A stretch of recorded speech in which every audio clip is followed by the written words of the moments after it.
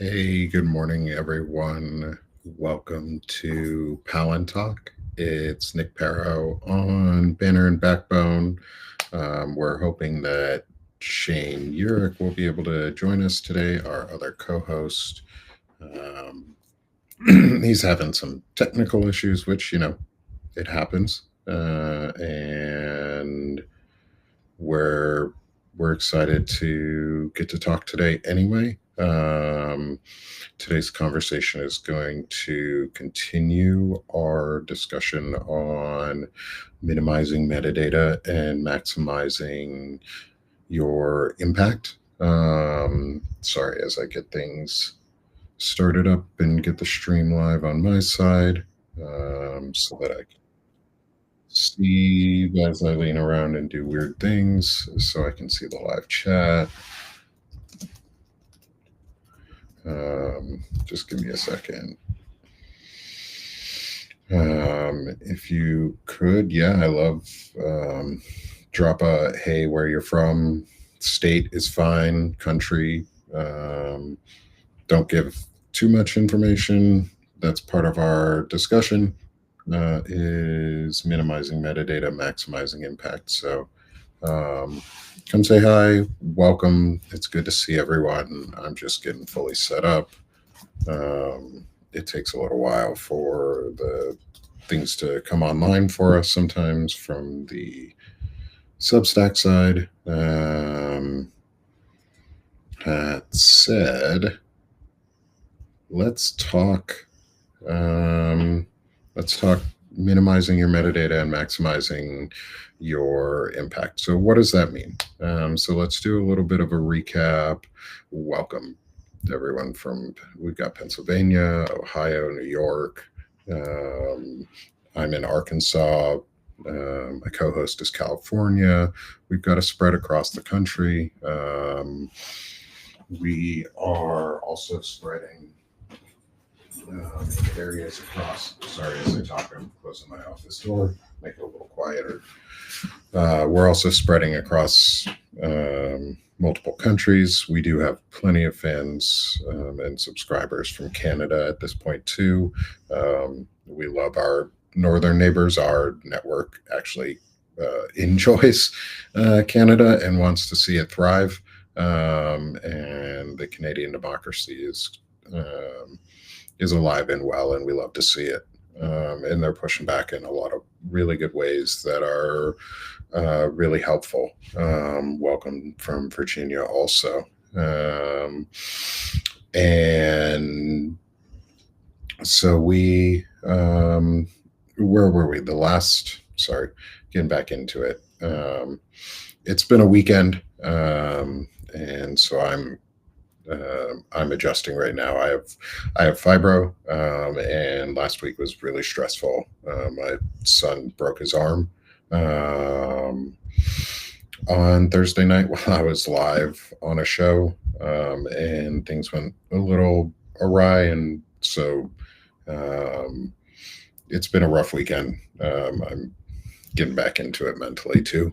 So stick with me today, y'all, as we go through stuff. Yeah, we're going to be talking about Palantir, Wendy, because they do suck. Like that's one of the main impetuses for this talk, and one of the main starting points is Palantir is the freaking worst. Uh, and But I also want to talk about things that are actionable and things that we can do, and what you can steps you can take, and how you can respond to different things, and ways that you can actually do it without having to change habits, and getting to actually continue to live your life, experience your life. But small, simple, actionable things that you can do to minimize your metadata and maximize your impact. So, what is metadata? Metadata are all the little pieces of information that are collected with every single action that you take. That means, let's take your credit cards, let's take financial, because that's a big one. So when you use a credit card or your debit card, every time you swipe it, there is a authorization and a transaction data point that says date of time when this happened, um, some encoded information around like what what your client ID or something like that is about you, within that system or within your bank account or within your provider's account, and it just gets logged. It has some location information around like where, so they can generally check what store, possibly. So they collect a ton, and then the big pieces are the timestamps, and the geolocation stamps. So Shane talks a lot about this is using cache. Um, we've moved pretty rapidly towards a cashless society, which has its pluses and minuses. One of the minuses is definitely that your bank account could be frozen, and if you have only digital assets, they could just disappear. Which is a real concern, especially with things like crypto. Um, but we also live in a society where you have to use cards and you have to use cashless access. So don't change your habits overall. One of the things that is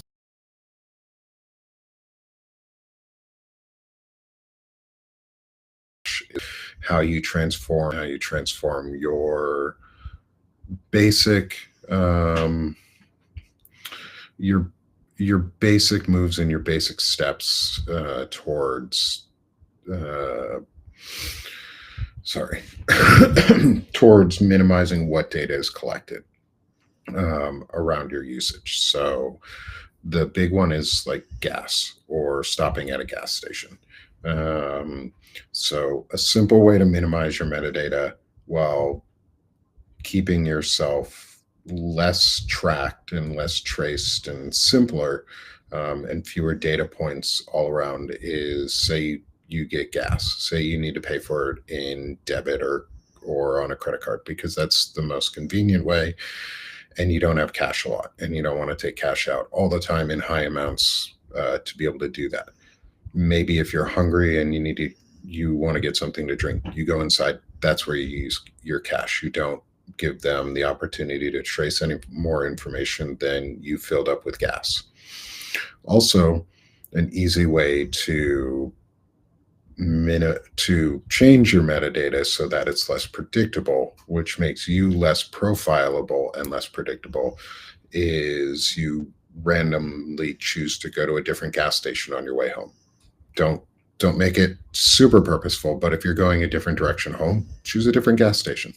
Make it random. Make it once, twice a month, maybe twice in 1 week. Sometimes maybe once in a month, maybe something like that. Make it random. Don't predict. Don't plan to like go to different gas stations all the time. But if you see that you're kind of running low and you're on your way home and it's a different route that you've taken, maybe fill up on gas. Or if you are on a different route home and it's something that you now enjoy, but you don't want to always have, say, people know that you're on that route, is don't fill up on gas on that way home and consistently fill up only at gas stations on your normal scheduled route. That way, when you drive, it's less likely that um, you're pinging card information from one point to another. So that minimizes your metadata a little bit, and gives you alternative routes home. So just like randomly going to different gas stations, sometimes randomly choose to go to different routes home. It's just simple. It's a simple change in habit that doesn't mean you have to change your lifestyle at all. Um, the big thing is in all of this is minimizing your metadata and is the understanding that we cannot change the fact that AI and tools like AI and the collection tools that say Palantir are using are now fully available and in use. and they're going to be spread widely and used very rapidly if they already aren't throughout the U.S. Morning, Elizabeth. Morning, everyone. I see everyone coming in. Thank you all for joining me today. Waiting to see if Shane is able to join. He's having some technical difficulties with his Wi-Fi, and we're just talking about small habit changes that can impact your metadata and help you maximize your personal impact on changing, say, a AI algorithm and police profiling. And so this is an important thing because right now we're in the early stages of AI profiling and a police state. We're going to talk real talk, and we're not going to hide the truth. As Shane likes to say, his firebrand messages. It's a brutal truth or honest messages, and I believe that that's a truism that we should follow. Is that we need to be honest about what's here and what's not, what we can and cannot stop. And sometimes it's okay to acknowledge that we can't stop some things. One of those things that we cannot stop is the fact that we now have a police state on top of us, and that we are going to have a lot of AI analytics and AI data modeling going on in the background to create a profiling state. Realistically, it's a profiling state more so than a policing state. It's a predictive profiling model that is going to capture and grab as much metadata as possible from every movement and every piece of every camera, every license plate, capture every credit card swipe, everything that they can get their hands on, every medical bill, every hospital visit, every time that you have to make a payment in a transaction, that's a metadata point that's going to get collected. Why I say all of that is we cannot change the fact that AI is here and AI predictive analytics are here. What we can do is we can help impact how the modeling is done.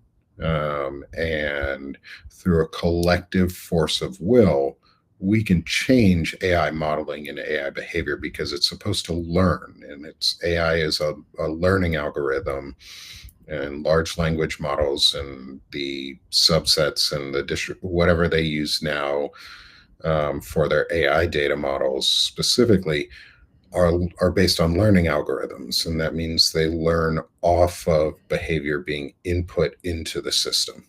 So one of the things that we have control over, and the thing that we actually have the most control over, is inputting data. Where are the data inputs that cannot be controlled? The human factor is always as they call it, the X factor.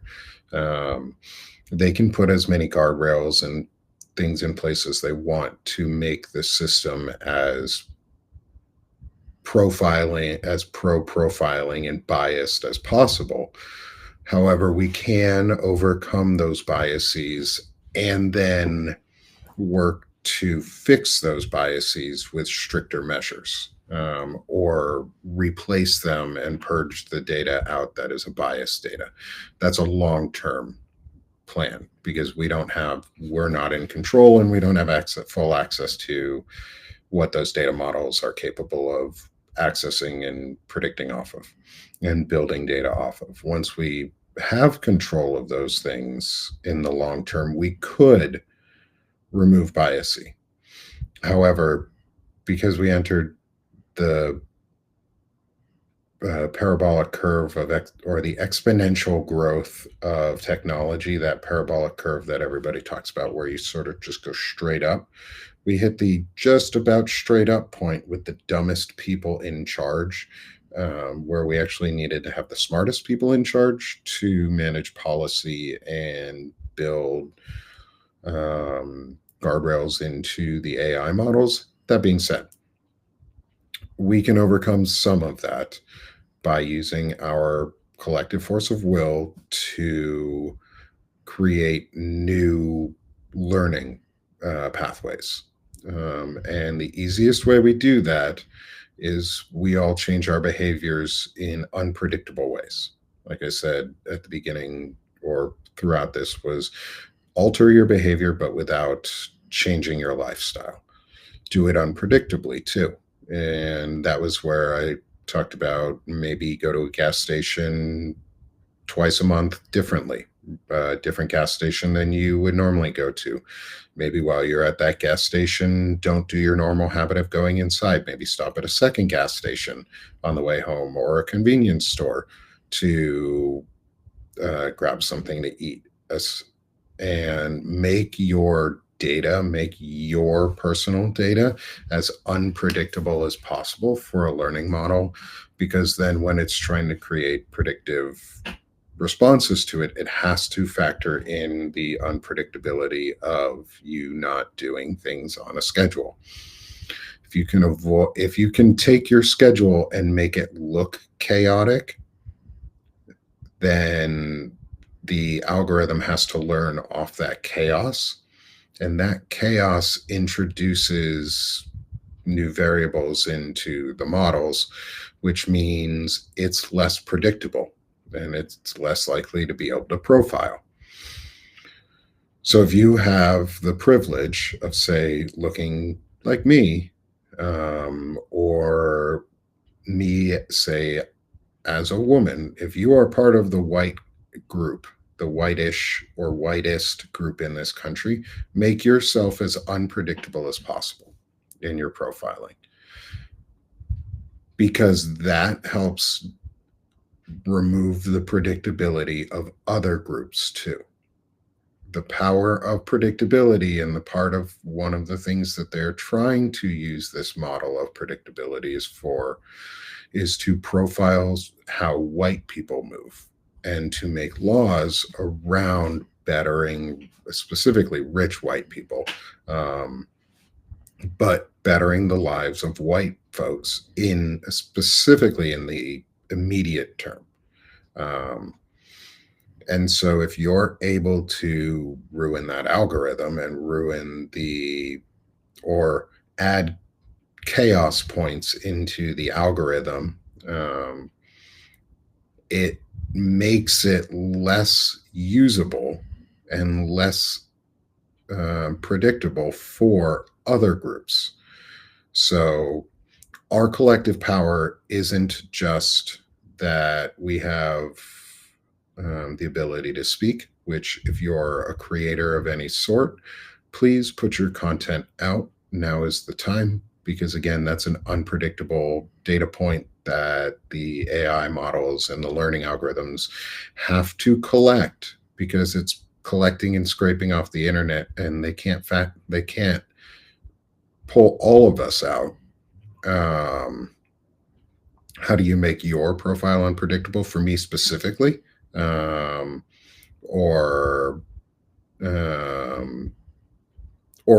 more so just in general? That's a good question. Education is land.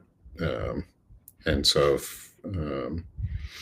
I'll give you some time to write out a response if you want to add any more detail there, because I'd love to answer that question. But more if it's a me or versus others. In general, how do you make your profile unpredictable?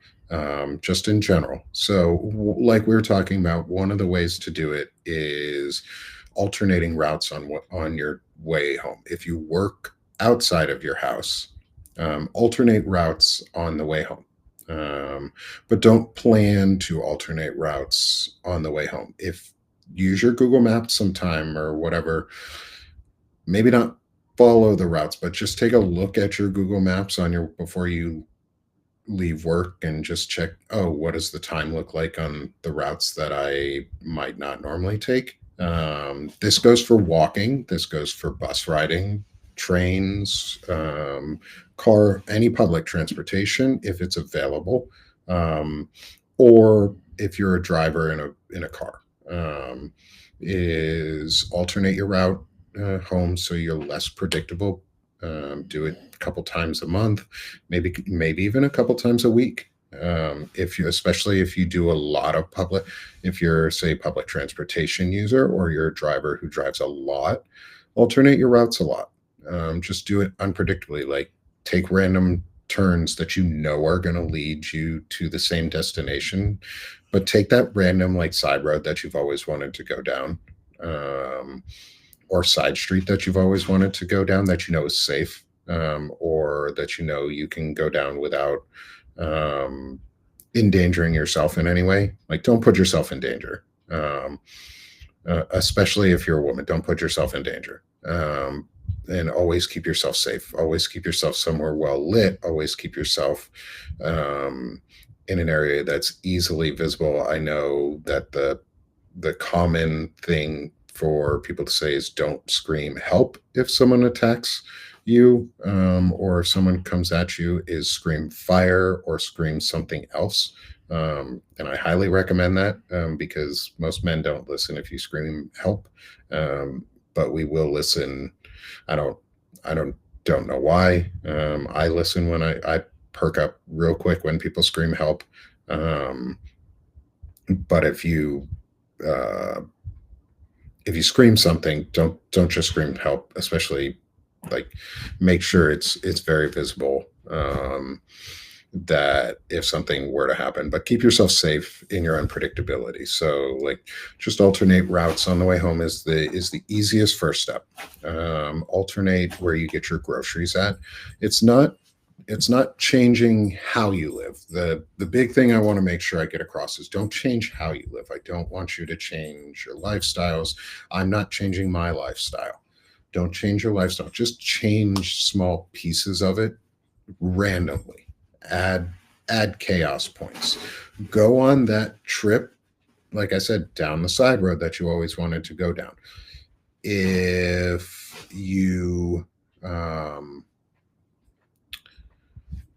if you are out in public a lot, here's another easy thing you can do, especially for um, anyone, just in general, is if you have headpieces and scarves or hats or headwear that you would wear, or different earrings and things that are like obvious and very common that you would do, alternate them. If you don't wear hats normally or headwear, try getting a few. See what you look like. I bet you're going to look really good in a hat. Most people do. Um, and I bet you're going to feel really good when you go outside in a hat and you look good and your head is shaded and you're having a great time, or it's raining and your head's a little shaded and you're not getting rain on your face all the time. And if you're in a place where there's city cameras and street cameras and things that are above you, when you're wearing a hat, your face is not visible to those. Your face is less visible. Um, and so you don't even have to change your habits doing that. You just alter your clothes a little bit, not to hide, not to hide who you are. And I talked about this 2 weeks ago, I think it was the point isn't to hide who you are. The point is just to make yourself less visible from known collection points. And most cameras are above us. Most cameras that are in cities and streets are on lamp poles or buildings, and they're higher up because they have a better vantage point. And so if you have something on your head from above, it's harder to see your face, especially if it's got a larger brim in the front, that you can easily maybe keep your head slightly down, keeping your eyes up, making sure you're aware, but wearing a hat. Um, if it's somewhat sunny out, wear sunglasses. Get a pair of sunglasses that um, for women, if you love big sunglasses, I would absolutely encourage that style coming back in. Like big, bold sunglasses that fucking look amazing and make you feel good while you're wearing them, hell yeah. Those with cool hats, love it. Like, make yourself look fun and cool while you're doing it, but make yourself sort of stylishly blend in with what gear you have. That way, your face isn't quite so visible because then you're less likely to be identified individually. And that's part of tricking the system, is if it makes more generic data points too, that are chaotic and that have less metadata tied to them, and are less easily attached to a group other than, say, white or black or Hispanic. Like, if we can boil it down to those root groups, that's actually the best. That's the best outcome because that's what they learn the most off of. Um, and so, unfortunately, we have to make our tags, or fortunately, I guess, we have to make our identities in this time a little bit less visible for a moment, until we can trick the system into not hurting us, because we're right now at the beginning of fascism in America, and uh, the attempt to make an apartheid state out of techno fascism using security and AI algorithmic based police work, predictive policing, but it's predictive profiling. Um, and one of the main groups that is behind all of it is Palantir, and Flock Security. Those are two of the main groups that are pushing, um, and have the contracts with DHS or within the government that allow them now for internal monitoring. Um, and so, yeah, so even in grocery stores, everything is recording your face at this point. Like, that's one of the reasons I say wear a hat, maybe wear sunglasses. If you have a cold or feel sick in any way, just wear a simple mask. Just wear just a simple, nonchalant face mask. Not anything stylish or overly recognizable, but just something simple. One, make sure that your health is key and takes priority. Like, the mask isn't for hiding, the mask is for your health, the mask is for your health and collective health, or health, of people around you. Like, don't go out and get other people sick. Like, most Asian cultures, masks are a common thing when you're sick. Like, if you go anywhere in Asia, they wear masks when they're sick. Like, that should be just a common practice. It's just polite. It's polite not to cough all over people and spread your germs. Like, I think it's okay that we could take that narrative back and just say, yo, you're pieces of shit for wanting to get other people sick, especially if you're going to remove CDC guidelines and protections around viruses and um, bring about diseases and things that we had gotten rid of. And so it's really shitty. But we can take narratives back, and I don't frame things in the right wing narratives or in their viewpoints. So wear a mask for health and safety, for yourself and others. And it also offers a convenient way to hide your face if you're sick. So if you feel a cold or sick in any way, or you're going out with someone who's sick that you know is sick, have them wear a mask, you wear a mask. Just get normal basic black or gray or pink or whatever color mask you want that's sort of just nonchalant. Um, and so face coverings, headgear. If you like scarves, if you like I said, if you like hats with brims, wear those. They're simple. You probably already have one anyway, so you won't have to go out and buy something. Um, Try not to buy things if you don't have to. If you're going to buy things, here's another simple way to minimize your metadata: is go find secondhand and use clothes stores, especially local ones that accept cash, and buy clothes from them. Um, Buy clothes from them because you're not only supporting a local business, but you're also not feeding into the consumerism of all of this that is leading to the issues. And again, the smaller footprint you can make in terms of metadata that's collectible, that's tangible to other things, the better. Um, you want to you want to make yourself as simple as possible, um, and keep your lifestyle. So you don't have to change your lifestyle. I bet most of us buy secondhand or used stuff anyway. So it's not a change in our lifestyle, but just do it more often, or do it locally and find a couple stores and randomly select one day. Is randomly go into one of the stores that you like, buy some new things, get rid of some of your old clothes, donate them, um, and just do simple things like that, or even barter and trade with your friends and your neighbors. Like do things that don't require money. Do services for each other.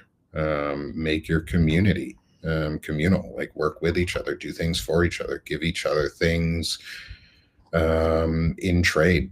Like if you have a ton of tomatoes in your backyard in a garden and you don't know what to do with them, give them to your neighbors, or can them and see if somebody wants some canned tomatoes for trade for something that you might need. Like if you need a cutting board and somebody wants tomatoes, see if you have enough tomatoes to trade them to have them make you a cutting board or something, or a rolling pin or something like that. Like be creative with each other on the things that you might need, or if like go to garage sales and yard sales and things like that. Buy local, buy secondhand. Don't feed into the major consumerism bullshit that's going on, because that's a main data point collector. Like every single time you buy something, you are creating a data point. Every time you're online, you're really creating a data point too. So it's hard at times. Like you're not going to get away from all of it. And yeah, going back into the chat to other simple ways. I'm catching up on some of the things I stopped at one point because I saw education. You had a comment, and then right after MJ, you had a comment too. Um, is education. You always say, I advise people I know to disconnect their facial recognition software when leaving the country or use a temp phone. I would even just suggest you disconnect your facial recognition software on your phone at this point anyway, and use only a manual password, because it's going to be all too easy in the US for them to just trick you or say that your rights don't exist the way they are, or they make a new regulation that says they can open your phone from a facial recognition internally and not just when you leave the country. Like that's not a far cry from what they can and would and will do. So just stop using the facial recognition on your phones.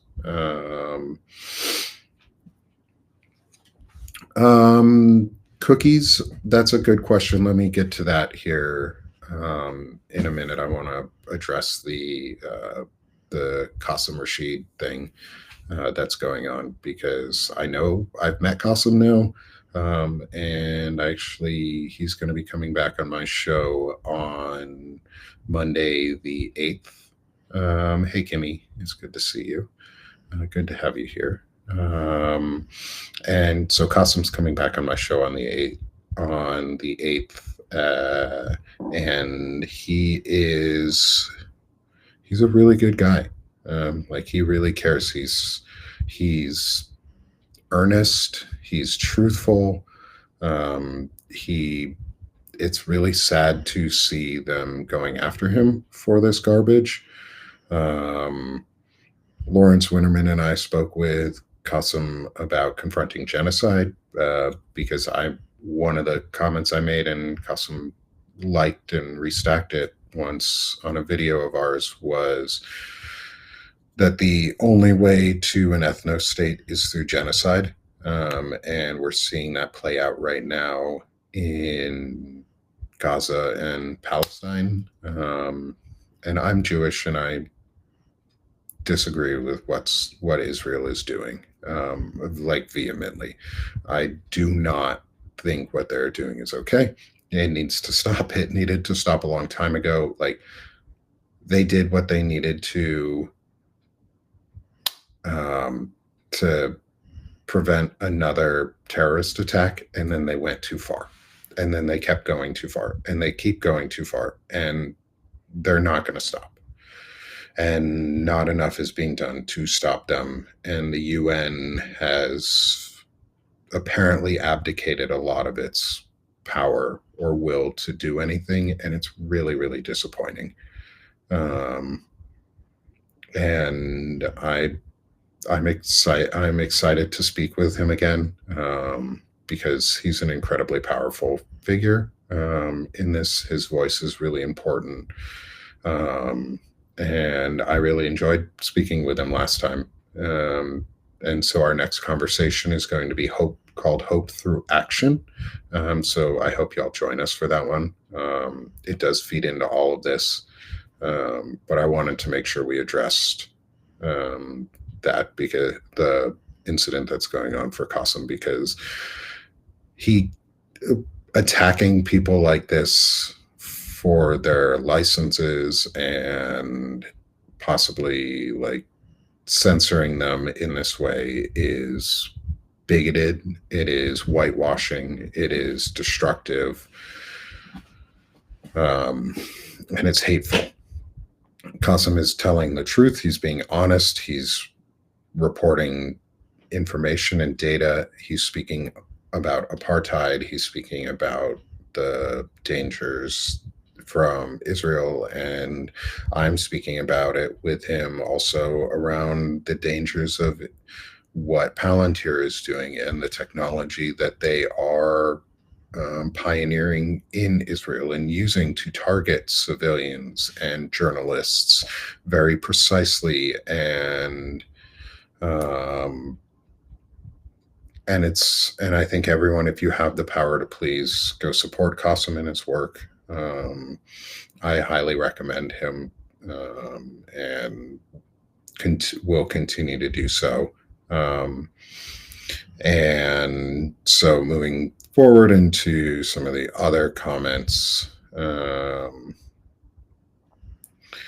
let's see here. I want to get to the comment you made, education on cookies, because I think that's a great question. I always limit the cookies that I share when I go to a website. You can always manually opt to deselect some of the cookies that are available for your website. What cookies do? So I'm a prior software engineer. I was a senior DevOps engineer. I built deployment pipelines and production software in enterprise systems for franchise management, and I've built Alexa skills and internal software for Amazon. So I have some experience in the field, over 6 years as a software engineer. And I learned a little bit about cookies along the way. So cookies are what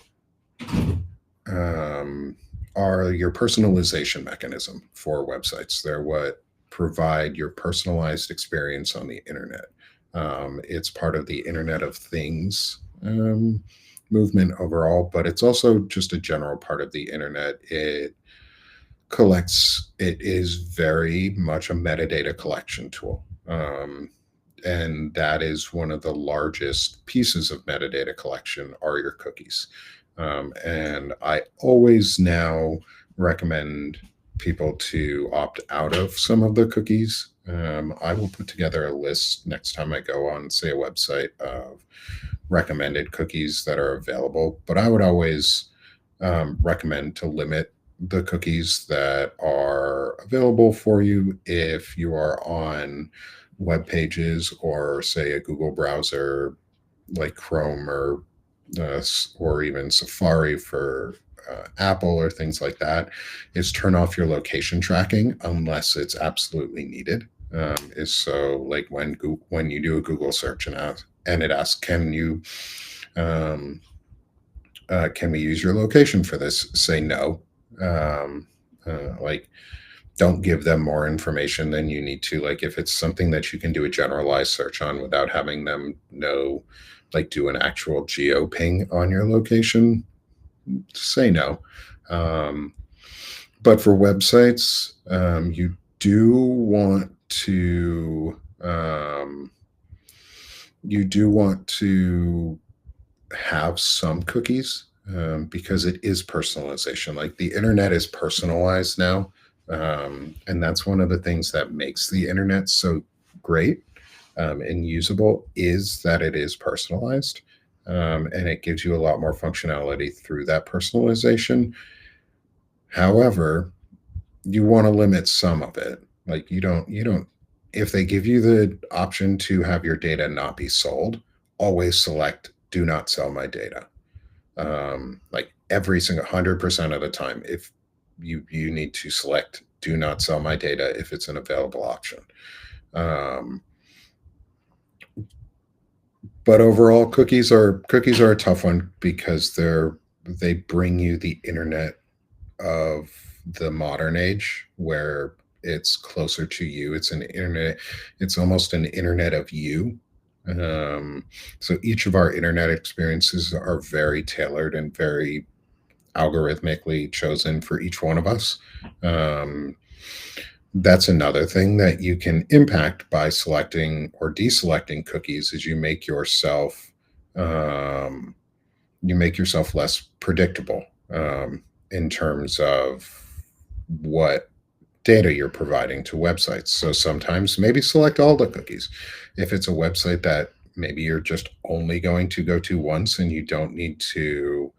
um, you don't need to like come back to ever again, select all the cookies if you want, or don't select any of them. If you don't want any personalization for a website because you know you're never going to go to it again, deselect all the cookies. It's cool.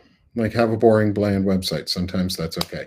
Hey, everyone coming in. Hey, Lisa, Morgan, 1 minute.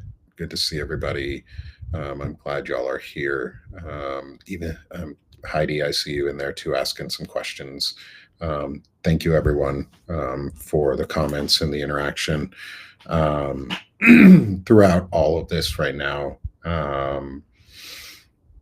And so, where does this get us in terms of like your metadata is and how it makes you more unpredictable? And what that means for a system is because the internet is so tailored, one of the ways that we could impact an AI system is we could all choose to make it more generic. I'll get there, Morgan. Don't worry. Um, I said something small at the beginning, but I'll get there. Don't worry. Um, and is maybe it's okay that we make the internet more generic again, because if it's more generic, maybe it's slightly more boring. And slightly more boring for the internet is probably a good thing, because then it's less likely to entrap people. It's less likely to suck you in. If the internet isn't calling to you and acting like this tool that brings you into it all the time, maybe you're less likely to use it every day. or every second of the day. Maybe you're more likely to step away from it and get some time out in nature or walking around. Hey, Tecolote. I hope I said Tecolote. Tecolote. Um, uh, but welcome, everybody. Even all y'all latecomers. I'm glad everybody's coming in and asking questions um, and liking and joining us. I'm sorry that Shane wasn't able to join us today. He had some Wi-Fi problems.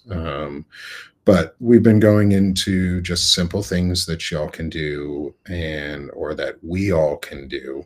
Um, wall? No, it doesn't make sense if it's wall because that's a real word. Y'all of us can do um, is we can collectively change the algorithm by and collectively change how the internet is used or how the internet is viewed or how metadata is viewed as groups by making it slightly more generic, because they as in the techno fascists and JD Vance and Peter Thiel and Elon Musk and Russell Vought and Stephen Miller and all of the shitty people behind Donald Trump that are um, really the ones driving all of this make the internet more generic because they want the internet white. And if we make all of it look the same anyways, then they can't distinguish who's white, who's black, who's brown, who's anywhere in between. Like, sucks to suck for them, I guess. Like, I'm okay with having a slightly boring internet that doesn't drive me into it or one that doesn't drive my kids into it. If it means that my neighbor doesn't get scooped up by ice, like, that's cool with me. I'm fine with that. Like, that's not a sacrifice. Like, it's super easy to change those things. The coming into another question that leads into all that is around all of this, Donna, you ask is what if you cannot reject any cookies? That's okay. It's okay if you can't reject any cookies. Sometimes you're going to have to go to a site that doesn't allow you to reject. That being said, as far as I know, every site now, at least for now, requires you accept the cookies that they're going to use it on the at least on the first time you enter that page. So if you've been to a page before, you can change your cookie settings. I will see about putting up like a maybe a quick how-to guide on how to change cookie settings on a website. That if that is helpful, that's probably something easy I could get together for everybody to be able to have. And yeah, make us pink, make us green, make us something that's not um, a shade of beige. Like, that would be great.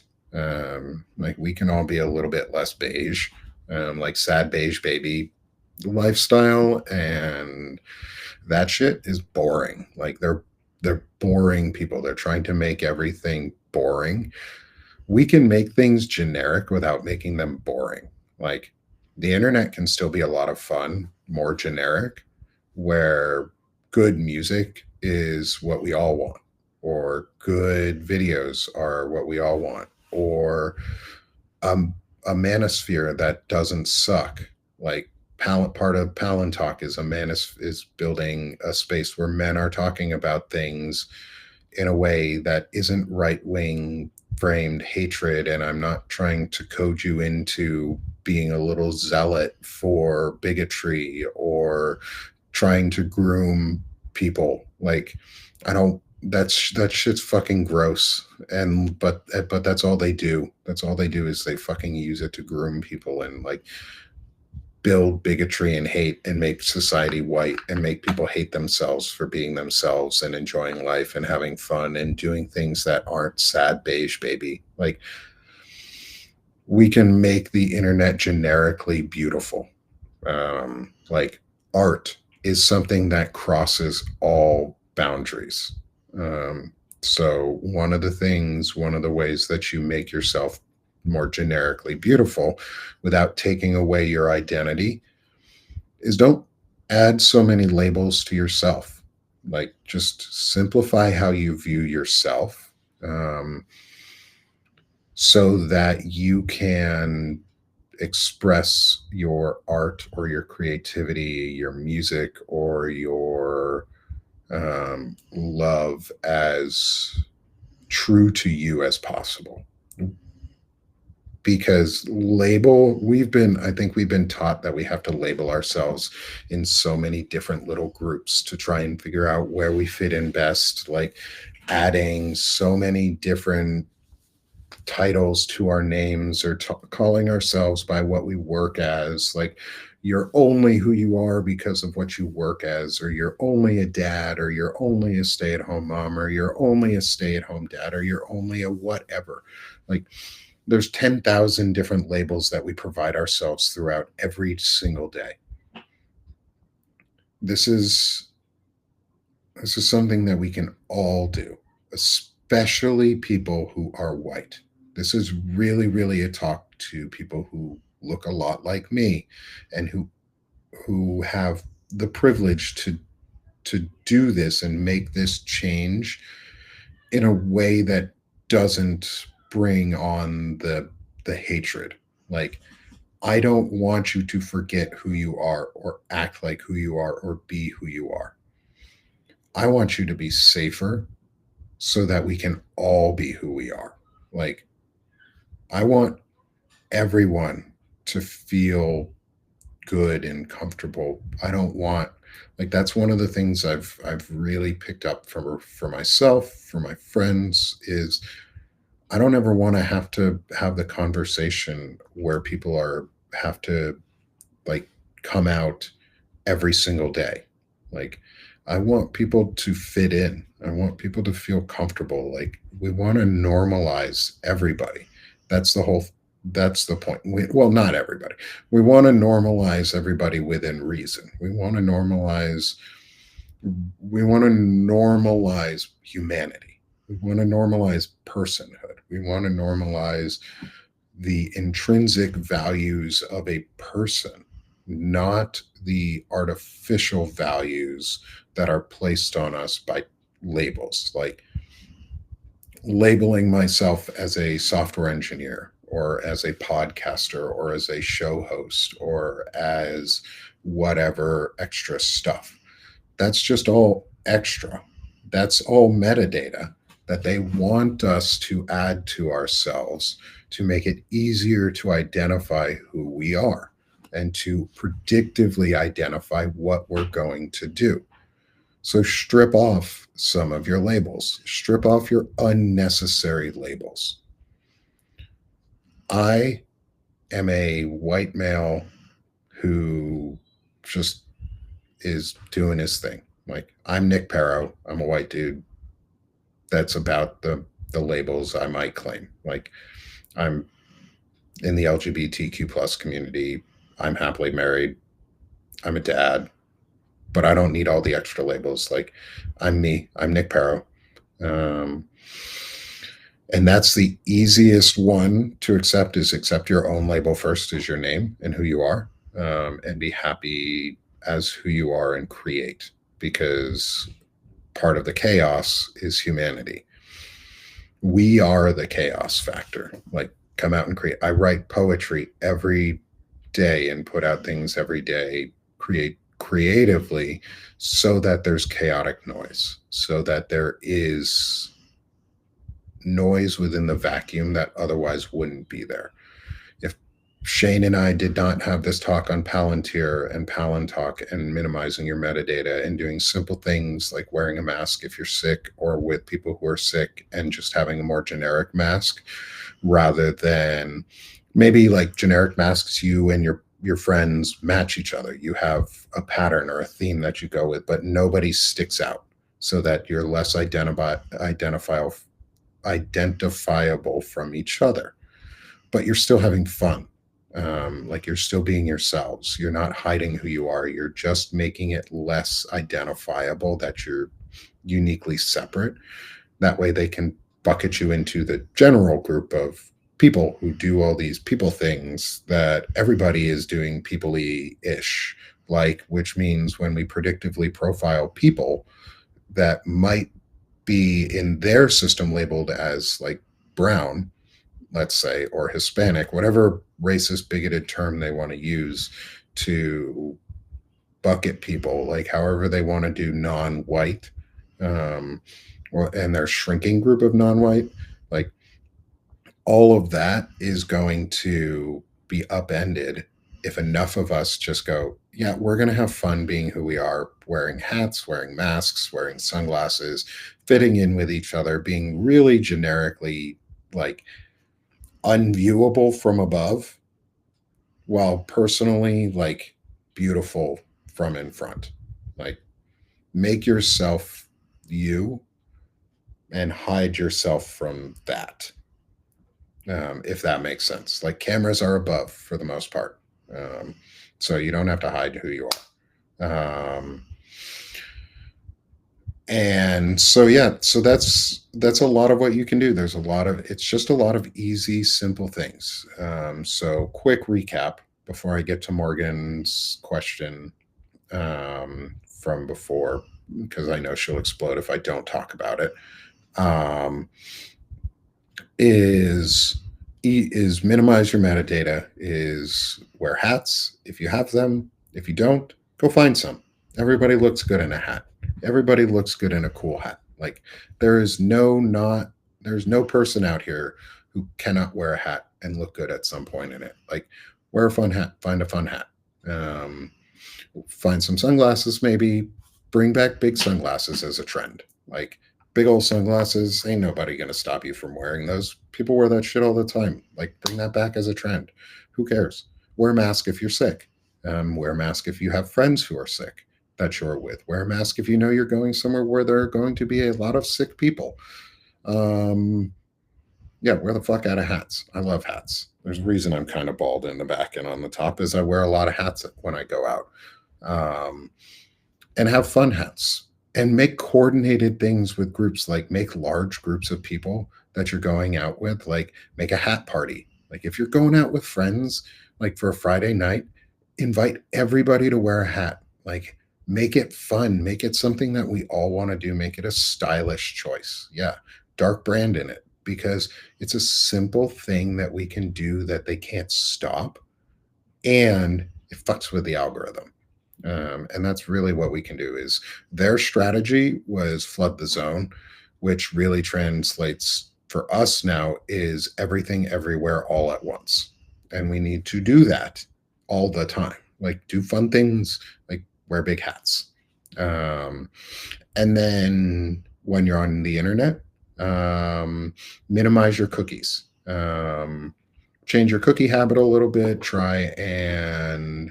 Um, try and opt out of cookies where you can. I will, like I said, I will see if I can put together a quick how to on maybe how to change cookie settings for websites that you've been to, if they're the same across the board. But toss some cookies out and simplify your footprint. Ain't nobody gonna be mad with a slightly more boring internet. Especially parents, like, boring internet better. Um, and then always, obviously, always, if they give you the choice where it says do not sell my data, always choose to have your data not sold. Like, never willingly sell your data. If you are on a website or things like that that you go to frequently, and you can change your settings there to sell less of your data or have them use less of your data, do that. Just do simple changes. Nothing that you really have to work hard for. It's a low entry point to actually do a lot of good. And so that really concludes our Palantalk for today. We are just at the top of the hour, and I want to address the one final piece. Oh, yes. And Heidi, thank you for that. Is turn off facial recognition.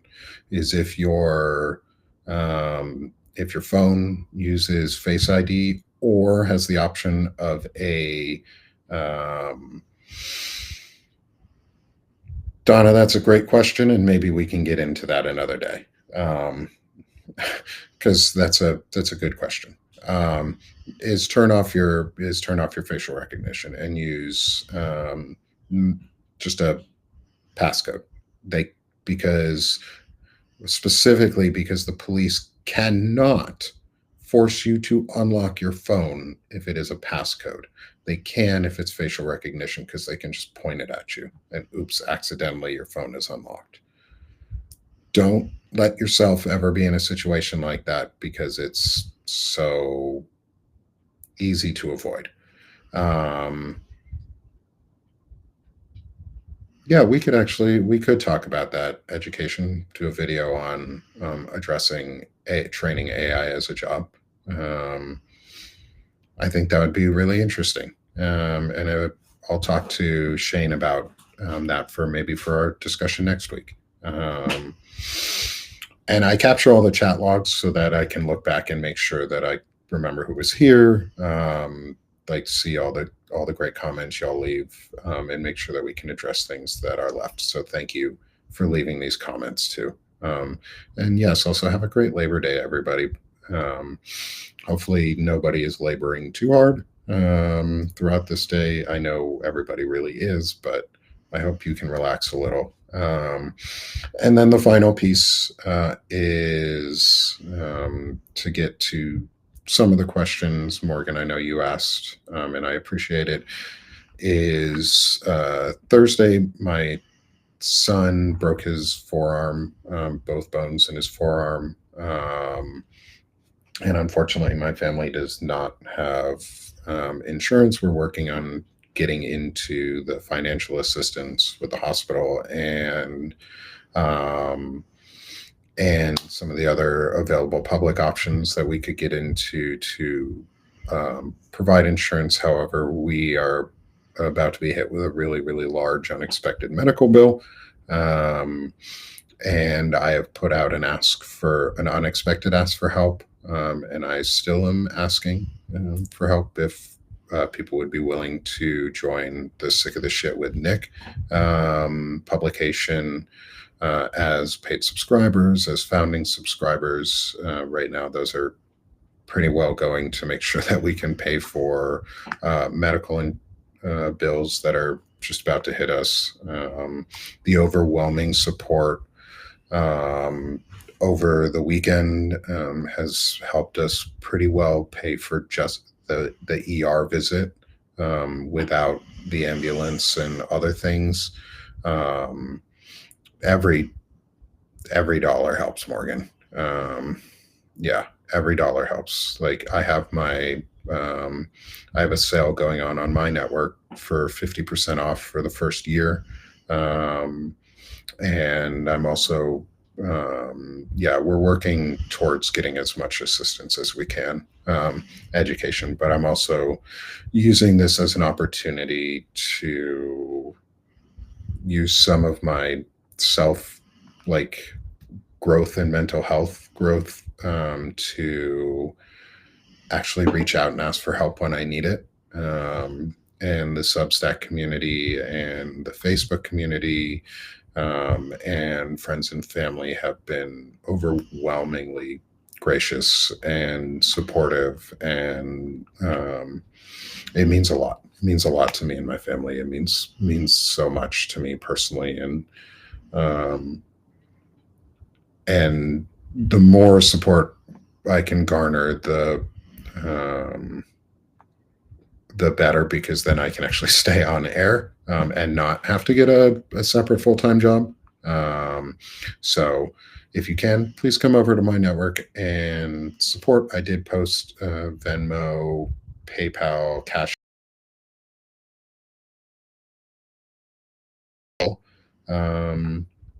pinned to the top of my my network page.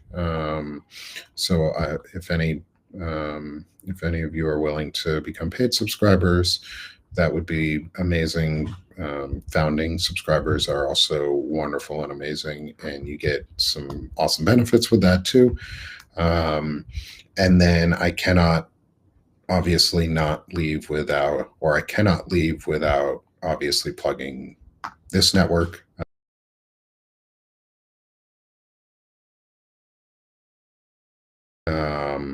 We are a civic space co-founded by myself, Lawrence Winterman, and Frederick Pogue, and now in partnership with some amazing other contributors like Melissa Corrigan, Ellie Leonard, and Shane Urick. We are we're having an amazing outpouring of support from people and friends in growing this network. Please join Banner and Backbone. It's bannerandbackbone.com. It's as easy as we could make it. It's about civic understanding and learning. We're building out some great shows for the network. We're getting some great guests on. Tomorrow is a vet talk with me, Melissa Corrigan, and Ken Harbaugh of the Valor Media Network and Midas Media, or Midas Touch. And he is a retired Navy pilot. And so please join us tomorrow at 12:30 Eastern time for that talk. And I rambled a little here at the end to make sure that I got some information out, and my son is doing okay. The big thing there, Morgan, yes, is my son is doing okay. He's recovering well. He's got a big old cast on his arm. It is his non-dominant hand, so he was very lucky. He did not break his wrist, which is really, really lucky on the way he fell. And they were able to set his bones without doing major invasive surgery for it. So no pins and needles were needed at this time. We had an incredible nursing, surgical, and anesthesia team at the hospital. Like, amazing. They did fantastic work. I can't speak highly enough of them. I obviously won't reveal which hospital and things like that, but they have done an amazing job for us. We were really fortunate. Our EMTs were amazing.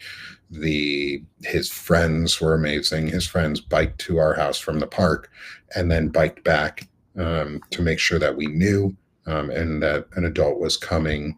And that because he was playing at the park where he normally is, where there's other adults and kids playing all the time. And that's what happens. He's a kid. It happens. He broke his arm and it happens. And he's very fortunate in the end.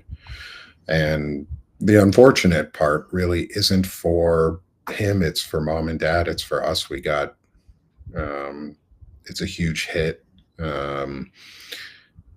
Financially, but it's also it was a huge emotional stress this past weekend, and I'm still trying to recover for it. I have fibromyalgia, so my body responded very, very negatively throughout the weekend, and